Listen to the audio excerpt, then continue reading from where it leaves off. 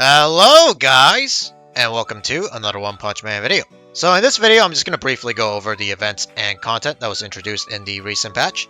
First things first. Yep, we got the Metal Backpack just like Southeast Asia server did. Gotta love Moonton, the pig developers. Alright, moving on before I start ranting about Moonton's questionable gaming monetization decisions again. The next thing that was introduced in the patch is a new character actually. SSR or Monster CHOZE.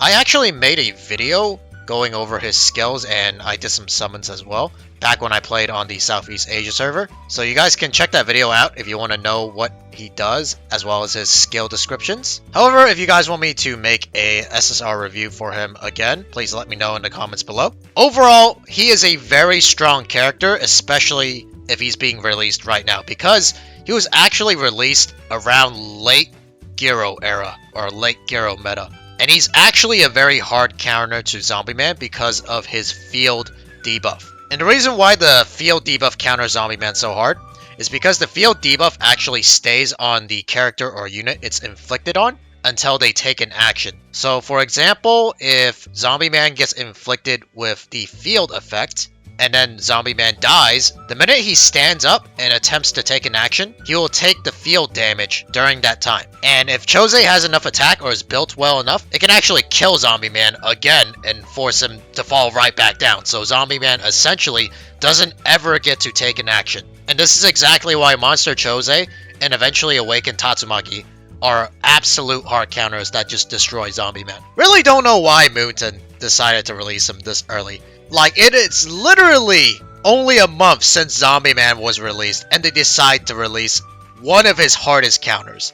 A literal hard counter to one of the best LSSRs in the game. Oh my god, Moonton, this is freaking retarded gaming company. Okay, let's move on. Alright, next we have the Overlord's Invasion, the Boros ship event. As you can see, it's 4% currently for my server. And this is mostly a whale event. And the reason is because the only way to get these bullets other than, let me show you. You can get them from normal challenge, from club exploration, attacking your club boss, which is the club challenge, and then you have to buy packs, obviously. And then there's like only 7 you can buy with diamonds, and the rest you have to buy with funds. Highly do not recommend you buy these packs. It is absolutely not worth it, for sure, especially if you're free to play or a small spender. You can also, I guess, buy a boss ticket for 100 gems, which is, in my opinion, also not worth it. Unless you're trying to hit a certain damage point for your Giraganju boss damage chest. It's definitely not worth the extra boss ticket. For the club exploration, you could hit one of the bandits an extra time for 50 gems. You get 5 of these little ammunitions every time you clear one of those bandits, so that might actually be worth it for 50 gems. I'd say if you think you need the extra ammo, you can go for it, but otherwise don't do that as well. And if we take a look at the damage rankings, you don't really get any like rewards other than, I guess, a cool emblem for reaching the top 50 at least for this, so definitely not an event to be spending your gems on, especially for free to play and small spenders. Just let the whales do their thing and flex. If we take a look at the exchange, the most important thing you need to get is the Star Ascension card. This should be the first thing. It's 5 of them for only 100 of these ship pieces. That's an absolute steal. So you definitely want to be getting this first of the entire shop. After that, if you have enough of these, I guess, ship parts, you should go for one of the 2 figurines, whichever one you have enough for. I would definitely not recommend the orange gear, and obviously not the purple gear, because purple gear at this point should be a very common rarity for everyone. And the reason why I don't recommend the orange gear is because if you take a look here, it says randomly grants an orange gear from the Primal Suit or Night Set. Randomly. So it does not guarantee you a specific main stat.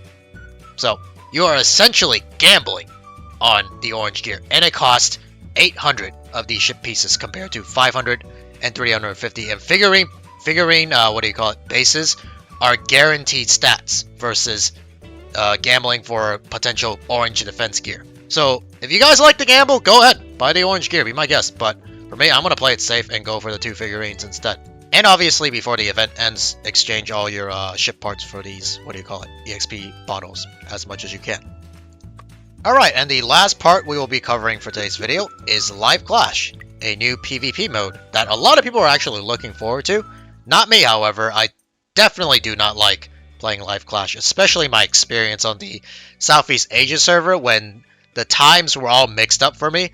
There's actually only 2 time periods where you can get rewards, or yeah, basically where you get points and get rewards. There's only 2 time periods. For us, it's slightly better because this is a global version. This is going to be around like 1:30 for me in the afternoon, and this is at 12 midnight.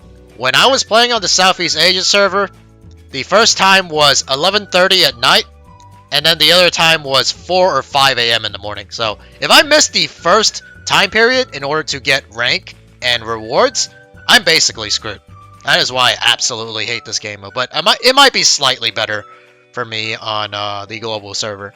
And it is a bit of a time drain as well if you're actually trying to grind Live Clash. It's like all other real-time PvP modes in these gacha games. So not really my favorite thing to do. Alright, let's take a look at the battle supply here. This is where you can actually draw for specific runes that will give your characters stats in Live Clash. Oh, to mention, the characters in Live Clash, they use their base stats. They don't actually use the stats that you've trained or enhanced with gears on your regular characters. So for instance, if we take a look here, if you have King, like fully built with a bunch of gear and his talents built up, none of those stats actually transfer over to King. The only thing that transfers over from your characters is their passive and their ultimates. So if you have King at 5-star, for example, he'll be able to use his extreme passive on Live Clash. And if you have his keepsake, then you'll be able to use his ultra ultimate on Live Clash. Otherwise, you would need a specific ultra ultimate rune or an extreme passive rune that you have to get from the, what do you call it, the gacha that I talked about earlier. Actually, let's go back here real quick and talk about the store redeem. The things you want to redeem, obviously, is going to be the speed rune here, the speed 10 rune. It costs a lot of these versus tokens, so I suggest you guys save up. And then the next thing after that, once you get enough of these speed tokens, will probably be, I would say maybe some of these level 4 runes, if they're like good. Like attack injury boost is good, but if it's something like just flat only attack, definitely do not buy something like that. And then, of course, if you happen to find a good ultra ultimate or extreme passive for a certain character that you do not have already enhanced on your regular character, then you can buy that as well. And I guess if you want to flex, you can go for the freaking cosmetics, but I'm going to skip that. Okay, let's talk a little bit more about the runes. So there are 2 types of runes. There's team runes, where these stats or runes will affect all of your characters that you use in Live Clash. And of course, the exclusive rune is going to be only exclusive to your characters. I don't think I have any. Yeah, I don't have any at the moment. But you can slot in speed runes, ultra ultimates, or extreme passive runes, and gear sets. So you can actually put in a specific set once you get that rune. For instance, you can put a monk set on King or a knight set rune on King if you have those. Currently, I don't have any because Live Clash just started. Alright, and then next, let's take a look here at the battle ring. You can do up to 10 practice battles if you want to practice in Live Clash. I'm not going to because you don't get anything. You don't get any rank. You don't get any rewards from it. You just get to improve your skills and PvP in Live Clash. So if you're into that, go ahead and do the practice pair. If we take a look at the reward preview, you get better rewards the higher rank you go, obviously. Back when I was playing on Southeast Asia, I pretty much stopped at Eminent Grappler because once you hit Summit Hero or anything above 1900 points, you actually go through a ban phase when you select your characters during hero selection. So you would have to pick, I think it was 3 characters that you wanted to ban before you actually selected your 6 characters that you want to use on your team. And that's just more of a time drain for me, and I did not want to deal with that crap. So once I got to Eminent Grappler, I just chilled for the rest of the season. I might try and grind for a Summit Hero on the global server. We'll see how burnt out I get from Live Clash, so no guarantees on that.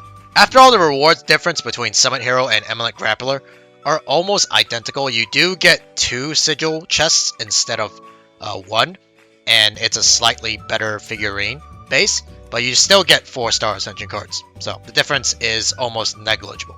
And obviously, if you're a tryhard and want to go up to Arena Master, be my guest, your rewards will actually be quite nice. Definitely worth it if you love Live Clash or any form of live PvP. And then the other rank rewards, these are the ones you can claim the minute you reach your specific rank. And they're okay, it's just some gems and some gacha tickets for the Live Clash, as well as some runes and some more battle coins that you can play on the rune gacha as well. The season rewards will obviously be sent to you at the end of the season, so you gotta wait until the end of the month to claim these. That pretty much covers it for Live Clash, I believe. Alright guys, well that's gonna be it for this One Punch Man video. Let me know in the comments below if you have any questions, or if I missed anything in this video about any of the content that was released in this recent patch. But other than that, I'll see you guys in the next One Punch Man video. Peace!